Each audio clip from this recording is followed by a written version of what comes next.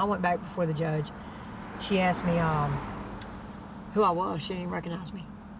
I'm like, well, how you don't recognize me after all we've been through together? You know what I mean? Oh my God, I love her. I love her so much. Let me tell you about Tina Bass. When I first got here, in the beginning, I kind of thought, well, this is her job. You know, this is what she has to do.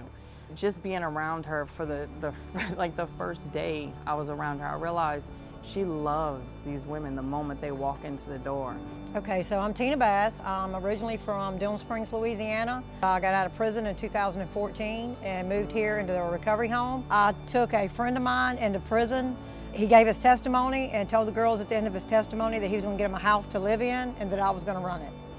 I mean, I started off wanting to help 2 women coming out of prison and call it Joseph for Jesus, and it's 47 women called P31, you know what I mean? Like.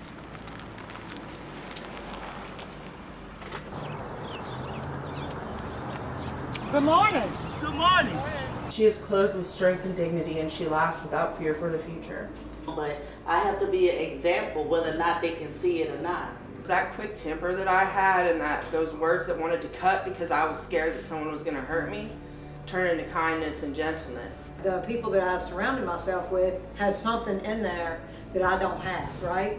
And so when we all come together, we are that woman. Mm-hmm. You know? Because nobody can be that woman alone.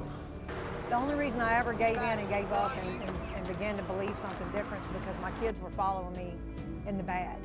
They were coming right behind me in the very steps that I had showed them how to take. And I thought if they'll do that, then they'll follow me in the good.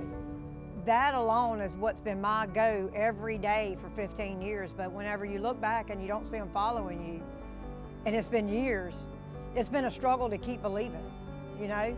And then whenever I'm able to go out and reach other people's kids and see them surrender and give in, I'm wondering what's the point of going out and trying to reach the world when you miss your own? Now it's like I can look at her and I can say, you know, she was 30 when she figured this out, so why can't I figure it out? You know what I mean?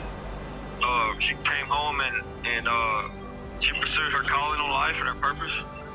So, you know, if I want some answers, all I gotta do is just look at her. My name's Haley. My mom's Tina Bass. This time I didn't get the chance to go to treatment. I ended up, you know, in OCC. Once I accepted that my mom wasn't going to get me out, I was able to start loving life again, you know, just being there, being thankful to be alive, thankful to be safe. So I've been humbled, very humbled this time. Because of this program, my kids never had to go through what I went through. Because of this program, my brother's kids haven't went through what I went through. But I couldn't do it for my own. I couldn't let them go, you know what I mean? I had an overwhelming fear that if I ever took my hands off of it, they would die, you know? But then I saw that they were dying with my hands on it. So when I let my hands off of it, and I just had that little bit of faith left that if I just lived another day showing them that change is real, then they'll change. And then when I got out of prison, I did a lot of getting people out, bringing them to recovery homes, going and get people off the streets, getting them in rehab. Hey. You know, all of a sudden decisions is what makes us fail, right? Yes, ma'am. Okay, so who's coming to get you? A family member. I don't really know any details yet. No, I'm about to call my PO though, just to keep her. You know what I'm saying? Okay. I don't want to go back to jail. No, we can't go to jail. Listen, so you need to have a plan on going to see your dad and coming right back, okay? So make sure in your plan before you leave, you have an out and an in. Guidelines with them. She gets them to sign their waiver, does a drug screen on them, make sure they're clean, goes through all their stuff with them, you know, puts them in their spot, and then the rest of them that's there is the ones that attach to them and love on them. My name is Gwendolyn. I'm from New Iberia, Louisiana. Basically in 2018, I had a lot of things happen from pill addiction, and I started shooting dope and using heroin. Life got really dark. What changed? What woke you up to that? Why are y'all even... The love. When I walked in the door to this program, the love that I felt. They were there for me. They gave me food when I didn't have anything. They gave me clothes. Anything and everything I needed, they were there, right there, ready to give it to me before I even knew I needed it. And that's not something that you just get anywhere. One of the things that's always been said throughout the time I've been here is that the newest woman is the most important. Love them and be there for them. Make sure we overflow the love, because that's exactly what it took for some of us to come in and really get what we needed in the program. And Lindsay, I feel like is at a point in her life that she could go out and get her own place and do well. But in that, she's becoming a part of something that she don't even see. My name is Lindsay Howard. I am from Ruston, Louisiana. The restoration has definitely taken a full circle. You know, like when I got here, my family wanted nothing to do with me. My kids wouldn't talk to me. I had absolutely nothing. You have somebody, Tina Bass, who does genuinely care about your well-being.